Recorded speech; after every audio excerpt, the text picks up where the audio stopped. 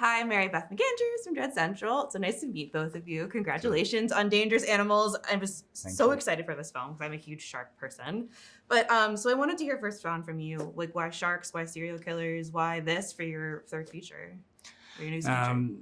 Well, as soon as I read the script, it just, leapt off the page, and I'd never seen a combination of like shark film and serial killer film combined, and it was like two incredibly popular subgenres, and so even just from a marketing perspective, it was like, wow, this has a chance to kind of like cross demographics, but also just I think this is the first shark film ever where the sharks aren't the monsters, the monsters man. So it just seemed like really high concept and an incredible opportunity, and really commercial, but super fun, and also has a messaging about kind of ecology and shark conservation, and which is a great point of difference. It's really a conservationist thriller. It's That's how we should be framing this. It's an eco thriller. Eco thriller, yeah. But yeah, I love that perspective you have on sharks. And did you actually film with any sharks for this film, or was it all like, how did that work? Or is it a secret and you can't tell? No, I can tell we didn't. Yeah, we didn't use real sharks. Well, we didn't want to put anyone in the water with not sharks. intentionally. Sharks. No, there was. Not intentionally. We were visited one day by a shark on set. What kind? People aren't supposed to talk about this, but we did have a visit.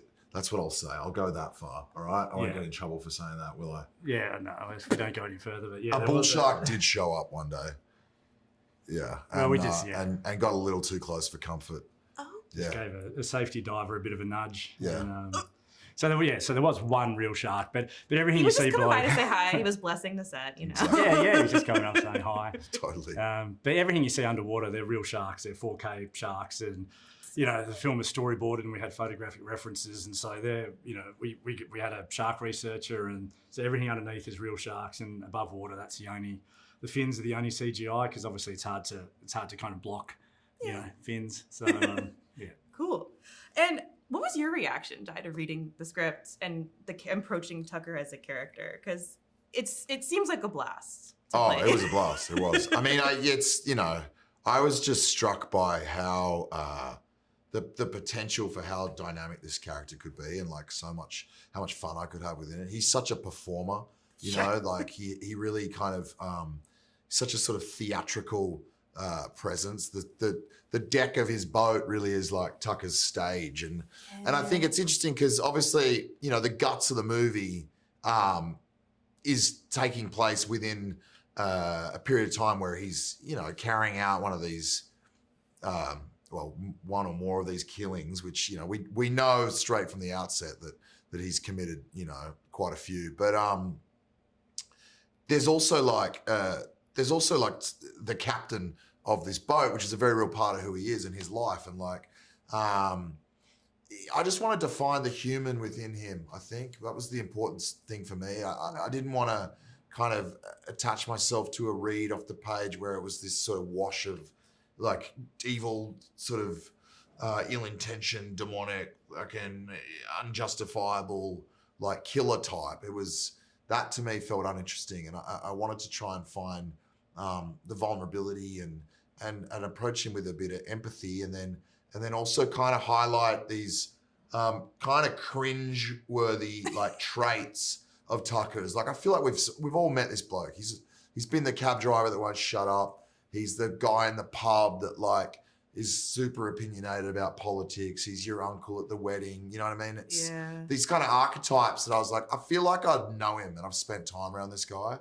Hopefully no serial killers, but there was a familiarity to that, and I just thought it's cool to like work in this genre, but be able to wear like several masks within that character. Well, I mean, I have to ask about the dance sequence and how choreographed that was, or how improv it was. It was as improv gets. We had no idea what we were going to do. Sean kind of pitched me an idea for how he wanted it to feel within the movie. And I was like, okay, let's just schedule it like at the very end of the night. I just wanted it to be like the last thing we did. And it was, I mean, there was no choreography at all. We cranked the song up, and I just got weird. Hell yeah. Oh, that's so fun. Yeah. You just get to be weird. At the end of the night, you're tired, and you just get to whip a robe around and drink drink beer. Exactly. It would have killed it, wouldn't it, if we kind of like rehearsed it or anything? Because it's that like lack of inhibition, like you're a teenager in your bedroom and you're just kind of letting go. Yeah.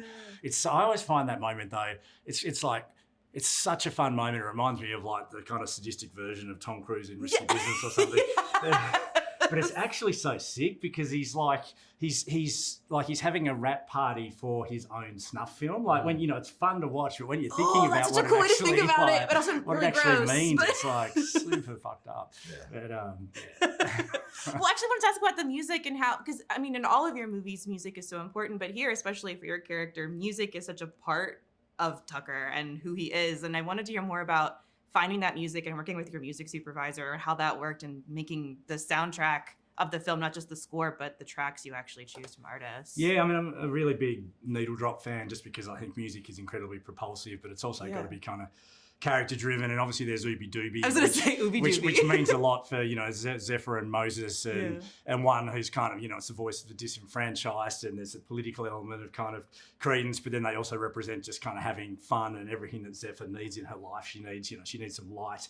But like Stevie Wright's Evie, I mean, it was crucial that we got that because the whole song is about letting your hair hang down, and obviously it's a part of Tucker's kind of MO and his trophy cabinet. So, and I don't know, it feels like that's what Tucker would listen to as well. 100%. No, those. I mean, half of those songs there are they're also like clues into who he is, and they might not all be like recognizable to a global audience, but there's like a couple of like Aussie hits in there that like if you're able to like plant yourself in that space, a bloke that spends his life on the marina, he's a beer drinking fisherman at the end of the day, like among other things. And I think like music is such a sort of key into, I don't know. It's just like, it gives me an idea of like who this bloke is.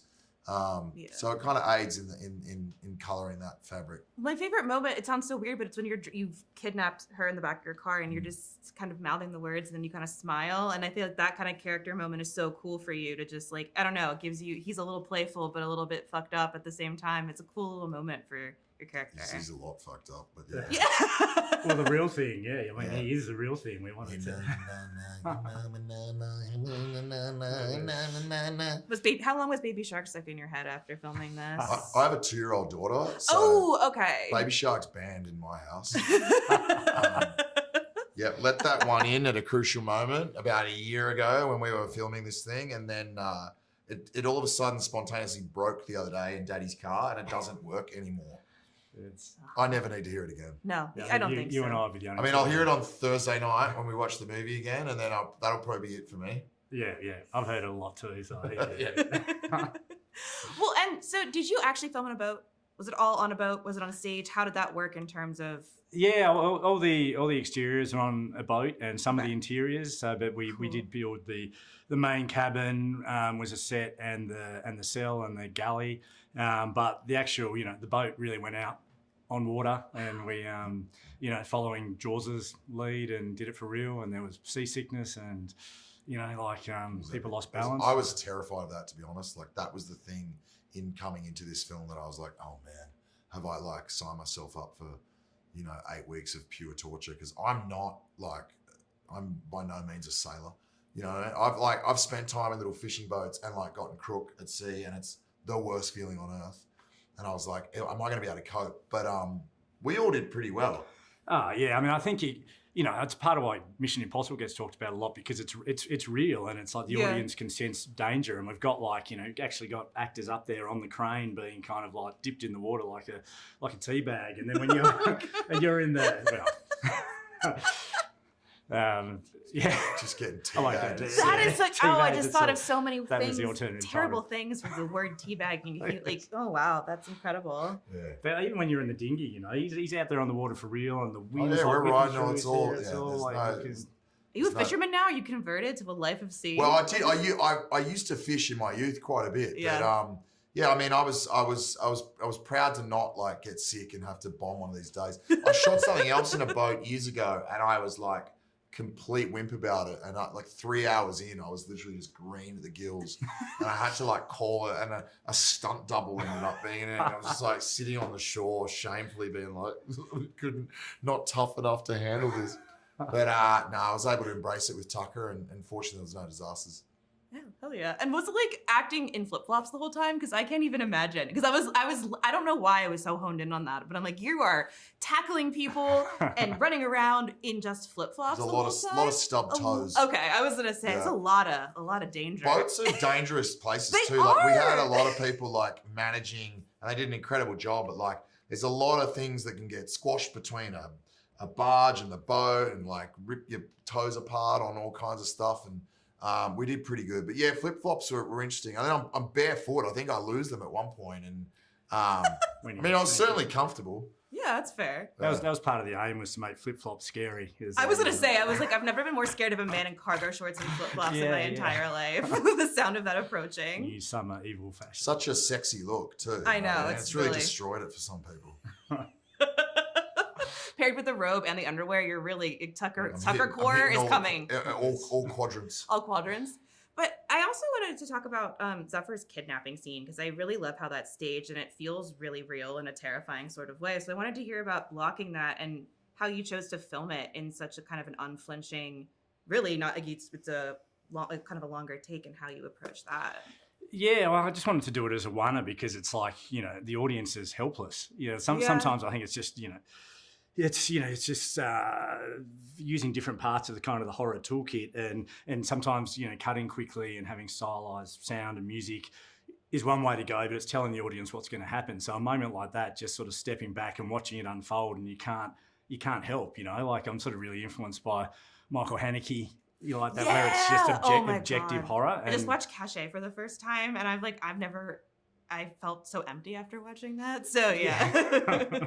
But it does, yeah. If you know what I mean. It's like you're actually watching it happening, because it's nothing is overstated, and but then it's like then it just comes down to the performance. And I remember just watching it and feeling like, oh, that's just she's really being snuffed out. It's like the bag over the head, and it's like, because you can't cut away, so it's inescapable. Yeah. What was it like for you to kind of take that such a visceral moment of really showing Tucker's cruelty in a way? It's pretty dark. I mean, I love that choice. I mean, I was thrilled that that's the kind of the angle Sean wanted to take on it. But I mean, honestly, the reality of shooting that stuff is like really keeping each other safe. Yeah, is the main thing. Oh yeah.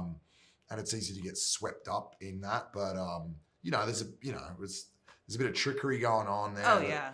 My aim is always just to make sure like Hass is not getting hurt or compromised in any way, but we got to sell it. And she gave it 110% every day. Like, she was such a powerhouse to work with. It was really cool. That's gonna be so cool. You guys are really like, I was gonna say, you guys really like had like we did, and I think we got so bonded through that process, because I feel like you just need to take care of one another when it comes to that stuff. Oh yeah.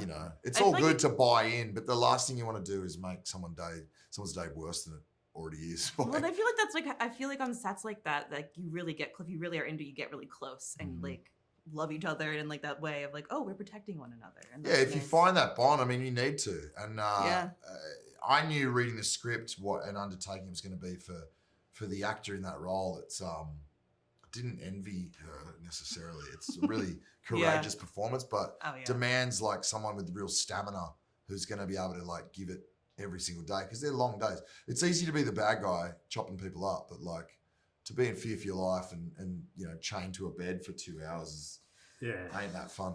Yeah.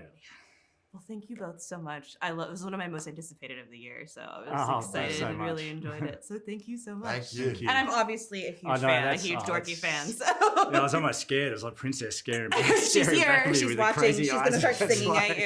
Yeah. It was so nice to meet both Thanks of you. so much. Take it easy.